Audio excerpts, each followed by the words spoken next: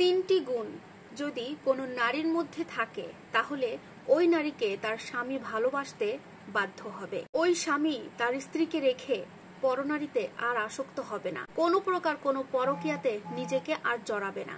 যদি কোনো মা বোন এই তিনটি গুণ তাদের মধ্যে ধারণ করতে পারে, এটা আমার কোনো কথা নয়, এটা আমাদের বিশ্বনবী মুহাম্মদ সাল্লাল্লাহু আলাইহি ওয়াসাল্লাম বলে গেছেন।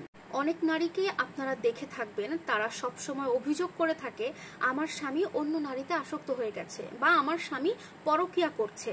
ঘরে এসে স্ত্রীর সাথে সবসময় বাজে ব্যবহার করে, জেদ দেখায়, তর্কাতর্কি করে, ভালোবাসা তো দূরের কথা। তাই বলবো সেই সকল মা বোনদেরকে, আপনারা যদি এই তিনটি গুণ নিজেদের মধ্যে ধারণ করতে পারেন তাহলে আপনি হবেন এই পৃথিবীতে সব থেকে বেশি সম্পদশালী নারী। আমাদের নবীজি কিন্তু বলে গেছেন নারীরা হচ্ছে এই দুনিয়াতে সব থেকে বড় একটা সম্পদ। তবে যেই নারীর ভেতরে গুণ আছে, উত্তম গুণ আছে, ভালো গুণ আছে, সেই নারী।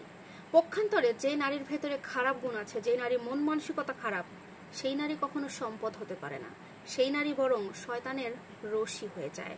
তাই আমি সেই সকল মা বোনদেরকে বারবার বলতে চাই, আপনার ভেতরে যদি এই তিনটা গুণ আপনি ধারণ করতে পারেন তাহলে আপনার সংসার হবে রহমতময়, আপনার সংসারটা হবে জান্নাতের এক একটা টুকরো।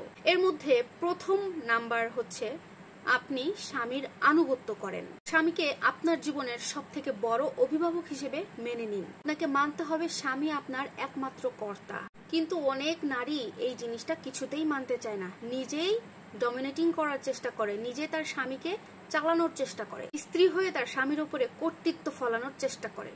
কিন্তু আমার প্রিয় মা বোন, একটা কথা মনে রাখবেন, আপনি যখনই আপনার স্বামীর উপরে কর্তৃত্ব ফলাতে যাবেন, নেতৃত্ব দিতে যাবেন, তখনই আপনার সংসারে নেমে আসবে অশান্তি, কলহ, সবকিছু খারাপ হতে থাকবে।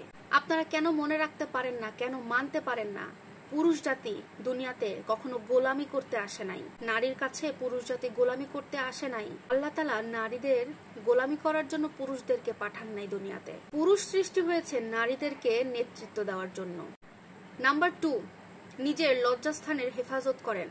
এখন আপনার স্বামী বাসায় থাকে না বা দেশের বাইরে থাকে, এজন্য আপনি এই সপ্তাহে 4 থেকে 5 দিনই পার্লারে যাবেন, মেকআপ করে নিজেকে একদম রঙিন বানিয়ে ঘোরাফেরা করবেন। এটাতে কিন্তু লজ্জাস্থানের হেফাজত হয় না। আপনার স্বামী বাড়িতে আপনার সাথে উপস্থিত না থাকাকালীন আপনার উচিত আপনার নিজেকে হেফাজতে রাখা, আপনার লজ্জাস্থান হেফাজতে রাখা, নিজেকে সবসময় শালীনতার সাথে সবার সামনে প্রেজেন্ট করা। কথা হয়তো অনেক মা বোনের খারাপ লাগতে পারে, কিন্তু আমাকে ভুল না বুঝে রিয়েলিটিটা মানুন, এটাই সত্য।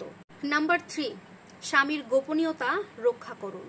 প্রত্যেকটা মা বোনের কাছে খুব ভাবে আমার রিকোয়েস্ট থাকবে, আপনারা আপনাদের স্বামীর গোপনীয়তা বজায় রাখার চেষ্টা করবেন। এরকম অনেক মা বোন আছেন, তারা যদি পাশের বাসার ভাবিদের সাথে গিয়ে গল্প শুরু করে তাহলে আর তার স্বামীর কোনো গোপনীয়তা আর রক্ষা করতে পারে না, সব হুড়হুড় করে বলে দেয়। স্বামীর গোপনীয়তা রক্ষা করা কিন্তু ফরজ, আর গোপনীয়তা রক্ষা না করতে পারাটা একেবারে হারাম। সুতরাং সর্বশেষ কথা একটাই বলবো, আপনি স্ত্রী হিসেবে যদি স্বামীর ভালোবাসা পেতে চান, স্বামীকে যদি অন্য নারীর দিকে আসক্ত না করতে চান, তাহলে এই 3টি গুণ আপনাকে অবশ্যই ধারণ করতে হবে। ভিডিওটি আশা করব সবার উপকারে আসবে। ভাইয়ারা ভিডিওটি দেখলে অবশ্যই আপনাদের কাছের মানুষ বা আপনার স্ত্রীর সাথে শেয়ার করবেন। আল্লাহ হাফেজ।